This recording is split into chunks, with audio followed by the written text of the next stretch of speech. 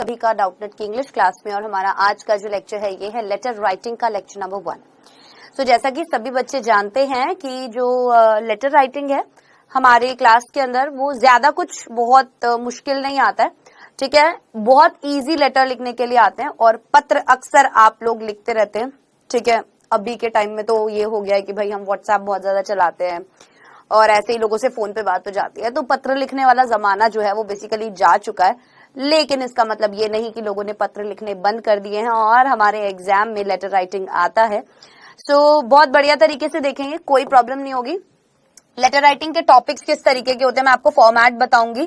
Format का मतलब कि लिखना किस तरीके से है, तरीका क्या होना चाहिए, ठीक है, कहां पर क्या लिखना है उस चीज का आपको ध्यान रखना है।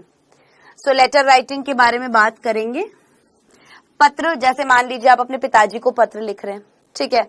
आप मान लो हॉस्टल में हो तो आप हॉस्टल की जिंदगी बता रहे हो पापा को, या आपने एग्जाम्स में टॉप किया है और वो समाचार आप अपने पापा को दे रहे हो।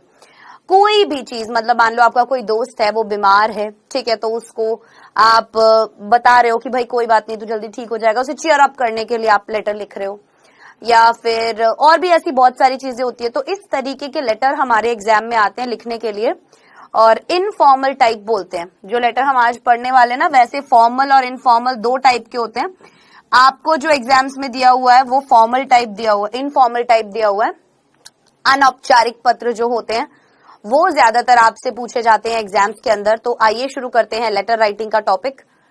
मान लो एक लेटर हमें दिया हुआ है लिखने को, और टॉपिक क्या है कि write a letter to your friend about the serious accident you have met with.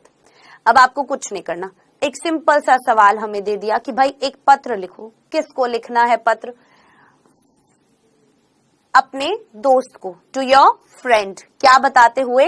About the serious accident you have met, कि एक बहुत ही गंभीर और भयंकर एक्सीडेंट जो आपका हो गया है, आपका किस प्रकार से वो एक्सीडेंट हुआ उसके बारे में आप अपने दोस्त को सूचित कर रहे हैं, ठीक है। उसके ऊपर आपको ये लेटर लिखना है। सबसे पहले आप क्या शुरुआत करोगे? इस तरीके से आपका ये लेटर लिखा जाएगा और यहां तक का है। ये इजी होता है, कुछ डिफिकल्ट नहीं होता है। बच्चों को अक्सर दिक्कत ये आती है कि मैम लिख नहीं पाते, इतना सारा इंग्लिश में लिखना पड़ेगा, क्या करना है।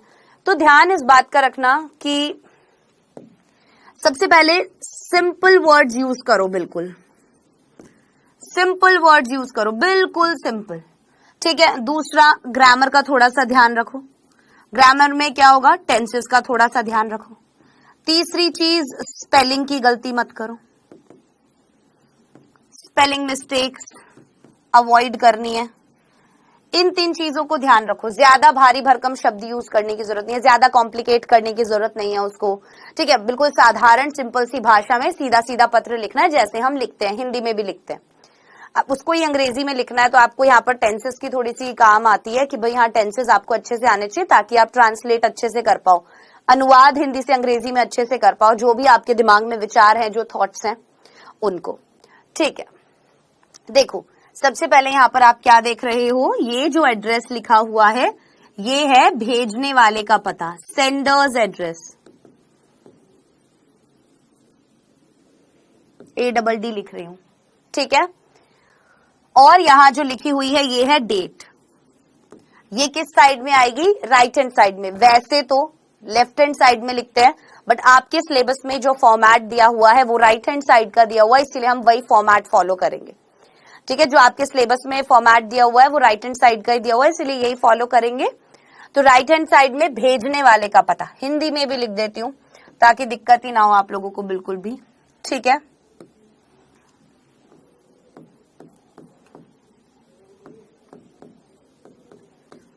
पत्र भेजने वाले का पता, ठीक है, वो यहां पर लिखेंगे हम। कुछ भी लिख सकते हैं। आप बोलोगे मैम सवाल में तो हमें दिया ही नहीं हुआ पत्र भेजने वाले का पता, कोई बात नहीं, आप कोई भी काल्पनिक पता लिख सकते हो। अगर क्वेश्चन में पता नहीं दिया है तो काल्पनिक पता लिख सकते हो।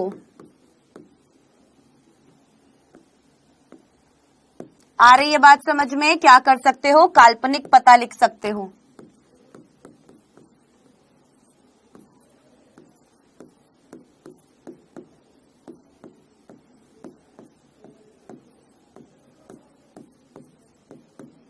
अब तो कोई दिक्कत नहीं आएगी, कोई भी पता लिख दो। जैसे हमने खजांची रोड पटना 4 लिख दिया।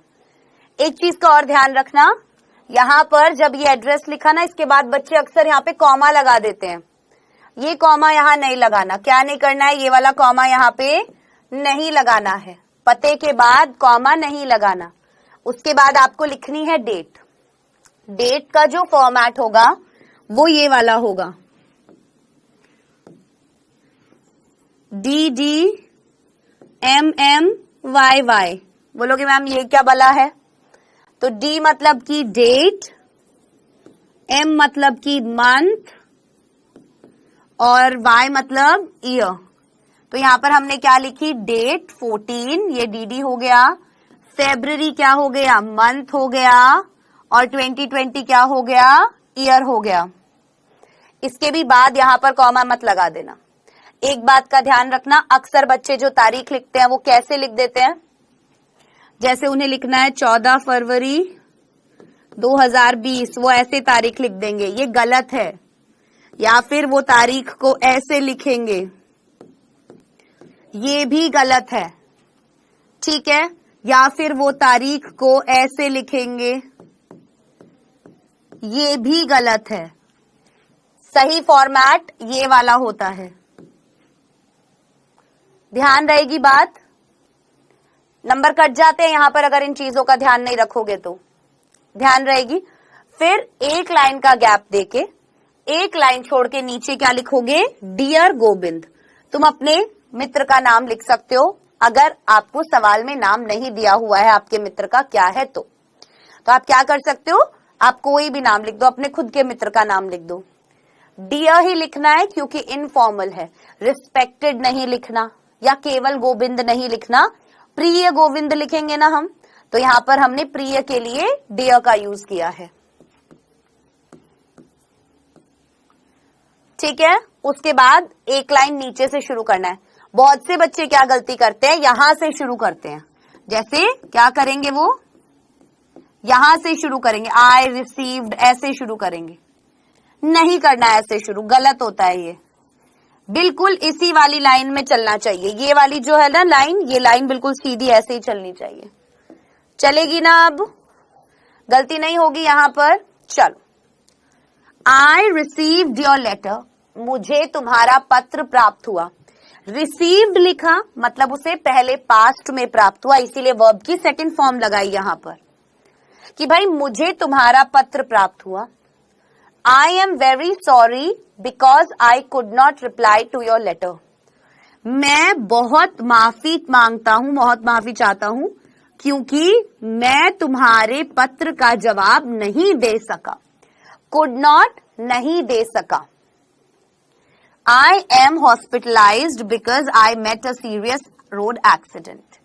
मैं अस्पताल में हूं, भर्ती हूं। हॉस्पिटलाइज्ड मतलब अस्पताल में भर्ती हूं क्योंकि मेरा एक बहुत गंभीर सड़क दुर्घटना हो गई है, मतलब मेरे साथ सड़क हादसा जो है वो मेरे साथ हो गया है, बहुत भयंकर।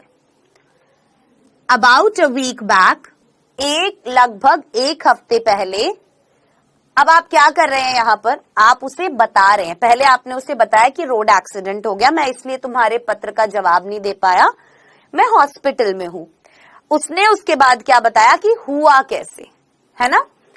तो उसने बताया कि लगभग एक हफ्ते पहले I was going to school on my bicycle, मैं अपनी साइकिल से स्कूल जा रहा था। देखो कितनी आसान इंग्लिश यूज की गई है, केवल टेंसेस सही तरीके से, क्योंकि वो यहाँ पर एक पुरानी बात बता रहा है, इसीलिए वो यहाँ पर पास्ट टेंस का यूज कर रहा है।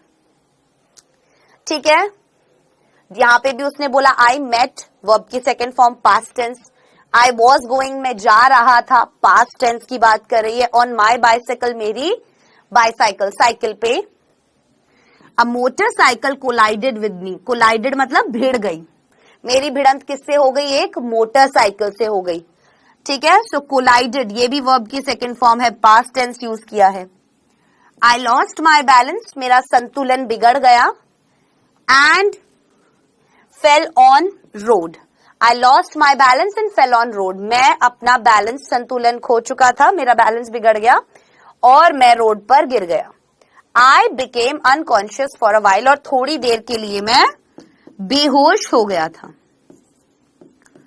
अनकॉन्शियस, फेंट भी वर्ड यूज कर सकते हो आप यहाँ पर। फेंट बोलते हैं हम जब बेहोश हो जाते हैं, तो आपको जब ध्यान ना हो और आप बेहोश सी हालत में हो तो उसे हम अनकॉन्शियस भी बोलते हैं। कॉन्शियस मतलब होश, अनकॉन्शियस मतलब बेहोश। So I became unconscious for a while, थोड़े समय के लिए मैं अनकॉन्शियस हो गया था। ठीक है। When I came to my sense, जब मैं अपने होश में आया, I found myself in the hospital, तो मैंने अपने आप को अस्पताल में पाया। I am lucky enough, मैं बहुत लकी हूं, किस्मत वाला हूं। By the grace of God, भगवान की दया से, that I suffered minor head injury, कि भाई मेरे क्या हुआ है, बहुत थोड़ी बहुत सर पर चोट आई है। With few scratches on the body, और बॉडी पर कुछ खुरंड आए हैं। Now I am recovering, अब मैं ठीक हो रहा हूं। रिकवर होना मतलब कि ठीक होना। Do not worry about me, मेरी चिंता मत करना। ठीक है। और इस तरीके से आपने उसे पूरी घटना बताई जो भी आपके साथ हुआ, और फिर आपने लिखा your loving friend with love from Balram. ये आप याद कर लो, योर लविंग फ्रेंड। अब यहां पर अगर आप पिताजी को लिख रहे हो, आप लिखोगे your loving son with love from. अगर आप अपने फ्रेंड को लिख रहे हो, योर लविंग फ्रेंड, तो इस तरीके से ये यहां पर बदलता जाएगा, बस इसका ध्यान रखना। और उसके बाद यहां पर जो एड्रेस लिखोगे वो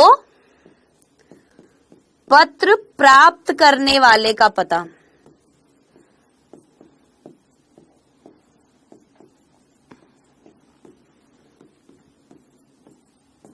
ठीक है। इसका मतलब क्या है, रिसीवर्स एड्रेस।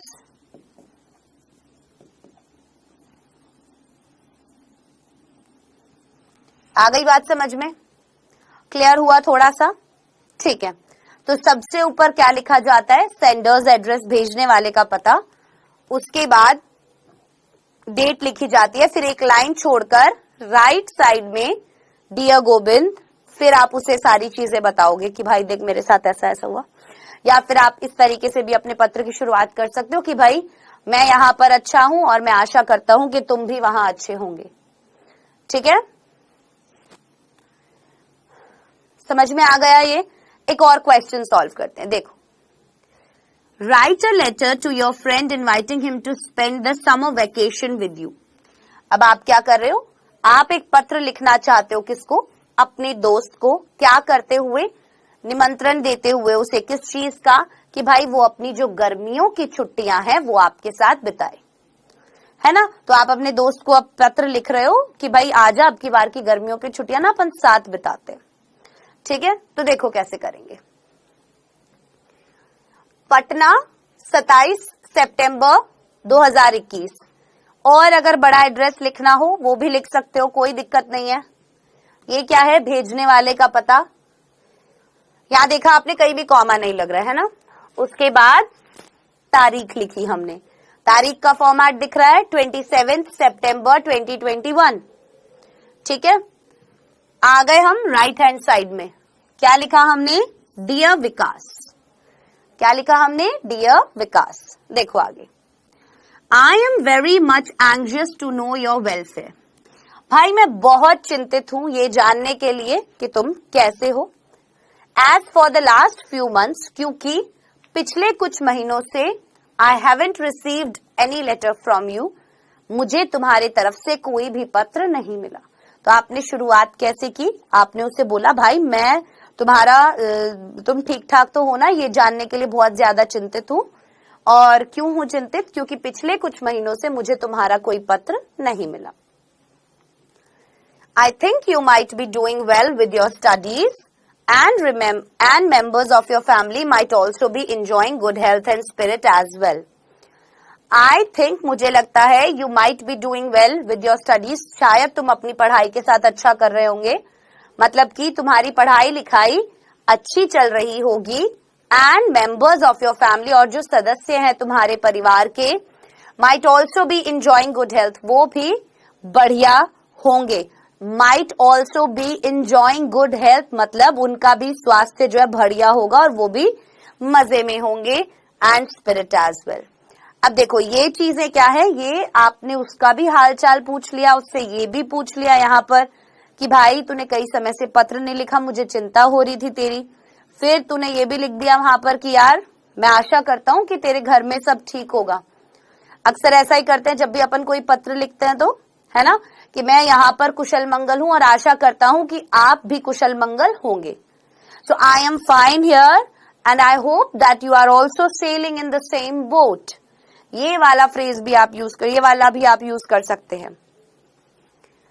चलो, it is my hearty desire, ये मेरी दिल से इच्छा है, to spend the summer vacation with you, कि मैं अपनी गर्मियों की छुट्टियां तुम्हारे साथ बिताऊं।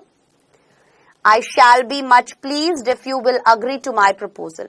कह रहा भाई मैं बहुत बहुत बहुत खुश होऊंगा।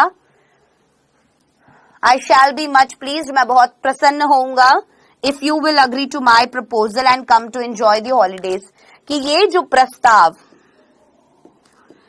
जो प्रस्ताव मैंने तुम्हारे सामने रखा है, ये प्रस्ताव तुम स्वीकार करोगे and come to enjoy the holidays together, और आओगे ये छुट्टियां साथ में एंजॉय करने।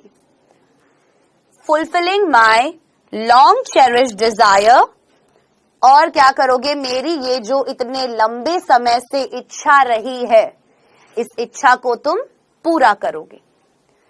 Convey my best regards to your parents and elders and love to dear children, awaiting your loving reply. अब इसने क्या बोला कि भाई मेरी शुभकामनाएं देना तुम्हारे पेरेंट्स को और बड़ों को, और छोटे बच्चों को प्यार देना। अवेटिंग योर लविंग रिप्लाई, मैं तुम्हारे प्यार भरे रिप्लाई का वेट करूंगा। ठीक है। इसको आप अपने तरीके से भी लिख सकते हो। यहाँ पर आपको हो सकता है थोड़ा सा मुश्किल लग रहा होगा, बट अगर मैं थोड़ा सा मुश्किल आपको नहीं कराऊंगी, अगर मैं बिल्कुल आसान आपको करवाऊंगी, तो फिर आपकी और अच्छी प्रैक्टिस कैसे होगी, राइट? तो मैं चाहती हूँ कि जितनी अच्छी प्रैक्टिस हो सके वो यहीं से हो जाए, जितने अच्छे से अच्छे सवाल हम यहाँ पर कर सके। अगर आप मुश्किल वाले समझ जाएंगे तो आसान वाले आप अपने आप लिख पाएंगे। योर्स अफेक्शनेटली अंकित। अब योर्स लविंगली भी लिख सकते हो और अफेक्शनेटली भी लिख सकते हो। दोनों का मतलब क्या होता है, तुम्हारा प्रिय। अंकित, ये वाले नाम काल्पनिक है, अपने आप लिख सकते हो। एक और चीज का ध्यान रखना, बच्चे अक्सर गलती करते हैं, YOU ऐसे वाला एस लिख देते हैं अपॉस्ट्रोफी लगा के, ये गलत होता है बेटा। YOURS ये वाला ठीक होता है। ठीक है, तो आपको ये वाला लिखना है। ओके, और वहां पर आप फिर एड्रेस लिख दोगे। एड्रेस किसका, पत्र प्राप्त करने वाले का। मान लो मुझे मेरा एड्रेस लिखना है, मैं लिख दूंगी यहां पर ऐसे कुछ भी काल्पनिक एड्रेस मैंने लिख दिया।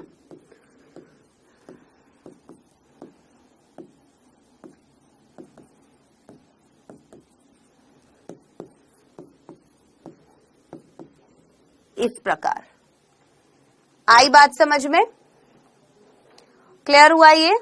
अब एक और यहां पर आपको दिख रहा है, ठीक है। सो ये वाला हमारा वही है कि भाई हमारा क्या हो गया, एक्सीडेंट हो गया।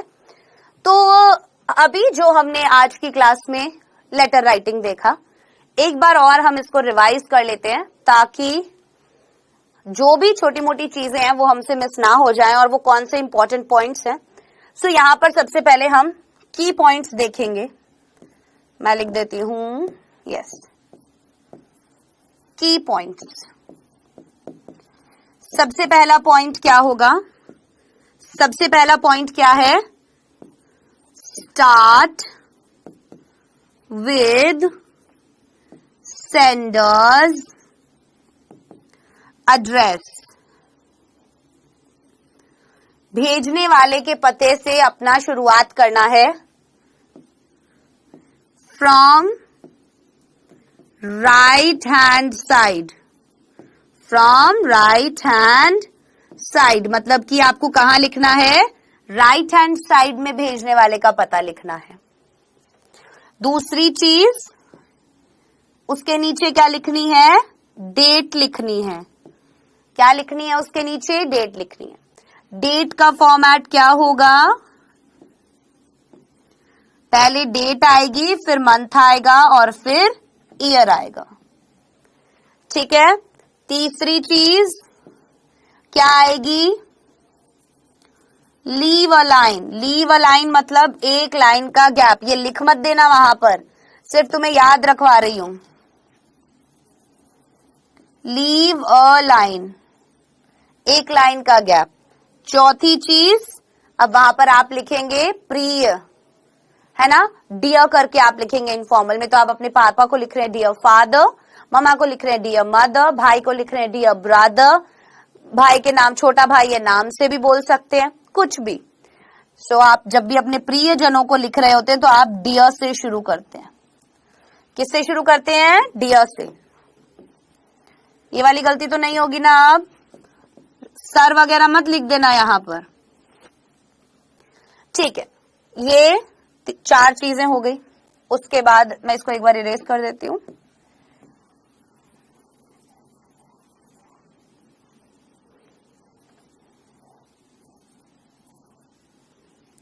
ठीक है। 5वीं चीज, ये जो आएगा ना डियर वाला, ये लेफ्ट हैंड साइड में आएगा। किधर आएगा, लेफ्ट हैंड साइड में। लिख लेना ये पॉइंट्स अपनी कॉपी में।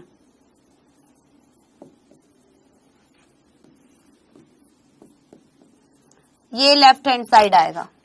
ठीक है। उसके बाद जो 5वीं चीज है, बॉडी वाला जो पार्ट होगा, जो बीच में हम लिखते हैं पूरा, उस बॉडी वाले पार्ट में आपको क्या लिखना है, सबको आप सभी को मतलब आप जिसको भी पत्र लिख रहे हैं उसके स्वास्थ्य के बारे में पूछो। स्वास्थ्य के बारे में पूछो और अपने स्वास्थ्य के बारे में बताओ।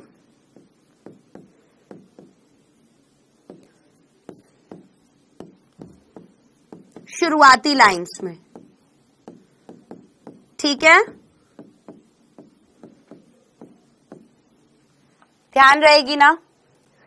उसके बाद 6ठी चीज क्या होगी, जब आपने अपने स्वास्थ्य के बारे में पॉइंट पर आओ, कम टू द पॉइंट। जिस चीज के लिए भी आप पत्र लिख रहे हो, जैसे वो पत्र लिख रहा था उसे किस चीज के लिए, गर्मियों की छुट्टियों में बुलाने के लिए। किस चीज के लिए लिख रहा था, गर्मियों की छुट्टियों में बुलाने के लिए। तो उसने सीधी बात की, भाई मैं बहुत समय से सोच रहा था, ठीक है, मेरी काफी समय से ये इच्छा थी कि मैं तेरे साथ गर्मियों की छुट्टियां बिताऊं। इस तरीके की चीजें। ठीक है। 7वां पॉइंट, कंक्लूड कर दो, मतलब एंड कर दो अपना लेटर अच्छी विशेस देकर, वेल विशेस देकर। ठीक है, कि भाई बड़ों को, छोटों को प्यार देना, बड़ों को प्रणाम बोलना, और मैं तुम्हारे पत्र के रिप्लाई का वेट करूंगा, इस तरीके की चीजें। 8वां पॉइंट क्या होगा, योर्स लविंगली या फिर योर्स अफेक्शनेटली।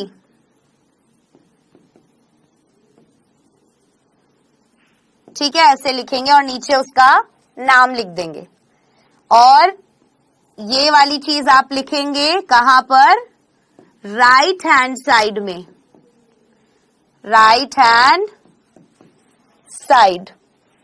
और यहां पर जो लास्ट में एड्रेस लिखेंगे वो हम कहां लिखेंगे बेटा, लेफ्ट हैंड साइड में। सिंपल से सिंपल भाषा का यूज करना है, ग्रामर मिस्टेक नहीं करनी है, टेंसेस सही से यूज करने हैं, स्पेलिंग्स की गलती नहीं करनी। ठीक है, इन चीजों का आपको ध्यान रखना है। ये वाले पॉइंट्स मेन पॉइंट्स हैं जो मैंने आपको बताए, जिनका आप खास तौर पर ध्यान रखोगे।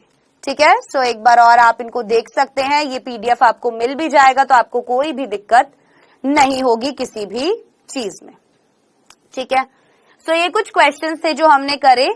अब बारी है क्विज की, और क्विज का पहला क्वेश्चन आपके सामने ये रहा। We start the letter with, हम शुरुआत करते हैं हमारे लेटर की किससे? Sender's address, receiver's address, no address और नन।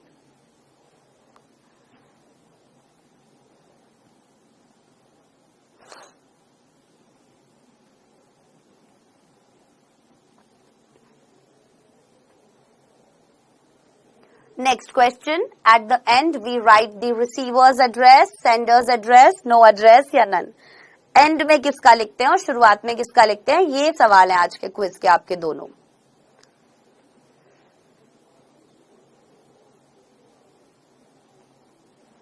चलिए, question number 1, we start the letter with, हम शुरुआत करते हैं हमारे पत्र की भेजने वाले के पते से, ऑप्शन नंबर 1। और एंड में हम क्या लिखते हैं? रिसीव करने वाले का पता, ऑप्शन नंबर 1। ये है आज का क्विज। आज की क्लास के अंदर हमने इनफॉर्मल लेटर राइटिंग देखी। इनफॉर्मल लेटर राइटिंग जो हो, डबल टी लिख दिया मैंने, सिंगल आएगा।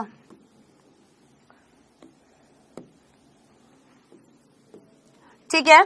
इनफॉर्मल लेटर राइटिंग होती है। इनफॉर्मल लेटर राइटिंग किसको करी जाती है? किसको ये पत्र लिखे जाते हैं? फैमिली, फ्रेंड्स, या हम बोले क्लोज वंस, क्लोज रिलेटिव्स।